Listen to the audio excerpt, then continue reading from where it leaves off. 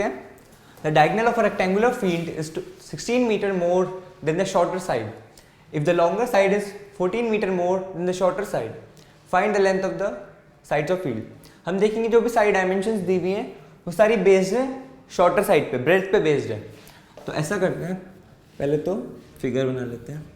ये shorter side breadth, length और हो गया हमारा डायगोनल. ओके, डायगोनल को डी बोल देते हैं. हमें दे रखा है कि जो डायगोनल है रेक्टेंगुलर फील्ड का is 16 metre more than shorter side. तो डायगोनल हो गया हमारे पास ब्रेड्थ प्लस 16. और सेकंड कंडीशन दे रखी है हमें, जो लॉन्गर साइड है हमारे पास L वो 14 मीटर्स मोर है और ब्रेड्थ तो हमने एज्यूम कर ही रखी है. तो हम फिगर में देखें तो एक ट्रायंगल की 3 साइड्स हैं और तीनों सेम वेरिएबल पे बेस्ड हैं. मोरओवर हमें पता है रेक्टेंगुलर जो एजेस होती हैं वो 90 डिग्री पे मीट करती हैं. तो हम इसमें पाइथागोरस लगा सकते हैं. Applying Pythagoras theorem in one of the triangles of rectangle. किसी भी ट्रायंगल में लगा सकते हैं, दोनों कॉन्ग्रुएंट होते हैं. अब हम देखें, first side square plus second side square equals hypotenuse का स्क्वायर होता है. बी स्क्वायर प्लस 14 का स्क्वायर इक्वल्स बी प्लस 16 का स्क्वायर. एक्सपेंड कर लेते हैं.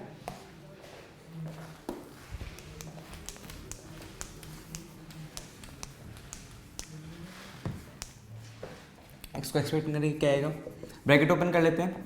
फर्स्ट टर्म का स्क्वायर प्लस सेकेंड टर्म का square plus 2 into first term into second term. इसको एक्सपेंड कर लेते हैं. फर्स्ट टर्म का स्क्वायर प्लस सेकेंड टर्म का square plus 2 into first term into second term. अब लाइक टर्म्स कलेक्ट कर लेते हैं. B square b square b square तो कैंसिल हो जाएगा. एक बी स्क्वायर बचा हमारे पास, लिख लेते हैं. प्लस एक बी यहाँ पे है, एक बी यहाँ पे है. 16 इंटू 2 32, ये हो गया हमारे पास 32 बी. ये हो गया 14 इंटू 2 28 बी. कलेक्ट करेंगे, इसे इधर ले आते हैं, नेगेटिव साइन के साथ आएगा. 28 माइनस 32 -4 भी आ गया हमारे पास. हमारे पास ये टर्म हो गई, ये टर्म लिख लिया हमने, ये टर्म लिख लिए. हमारे पास बचा 16 स्क्वायर और 14 square. 14 square minus 16 square equals 0. ए स्क्वायर माइनस बी स्क्वायर, ए माइनस बी इंटू ए प्लस बी लगा सकते हैं या फिर डायरेक्ट लिख सकते हैं. 196 माइनस 256, ये कितना आ जाएगा 56 प्लस 4 60. यहाँ से आ जाएगा हमारे पास -4b माइनस 60 इक्वल 0. अब इसको फैक्टराइज कर लेते हैं. डायरेक्ट फॉर्मूला भी लगा सकते हैं जिसे हम क्वाड्रेटिक में सॉल्व करते थे, ax square plus bx plus c equal 0. यहाँ पे हम डायरेक्ट फॉर्मूला लगा सकते हैं minus b plus minus b square minus 4ac upon 2a. But ये तब तक अवॉइड करना चाहिए, तब तक हम फैक्टराइज कर सकते हैं क्वेश्चन को. तो इक्वेशन को फैक्टराइज करने का ट्राई करते हैं. 6 10 60, यहाँ पे माइनस साइन है तो माइनस बड़े नंबर के साथ आएगा. -10b plus 6b minus 60 equal 0. इसको फैक्टराइज कर लेते हैं. अब तो फैक्टराइज हो जाएगी. b यहाँ से कॉमन लिया, b माइनस 10, यहाँ से 6 कॉमन आ जाएगा, plus 6 times b minus 10 equal 0.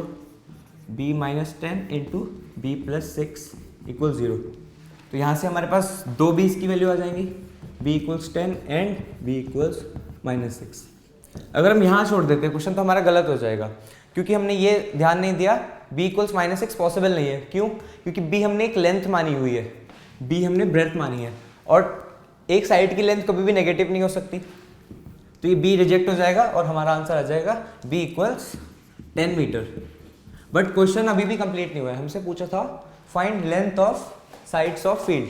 तो हमने अभी a की साइड निकाली, हमारी सेकंड साइड हमें पता है is 14 metre more than shorter side, तो हमारे पास लेंथ आ जाएगी 14 प्लस 10 24 मीटर, 24 मीटर। तो शॉर्टर साइड हो गई 10 और लॉन्गर साइड हो गई 14 मीटर।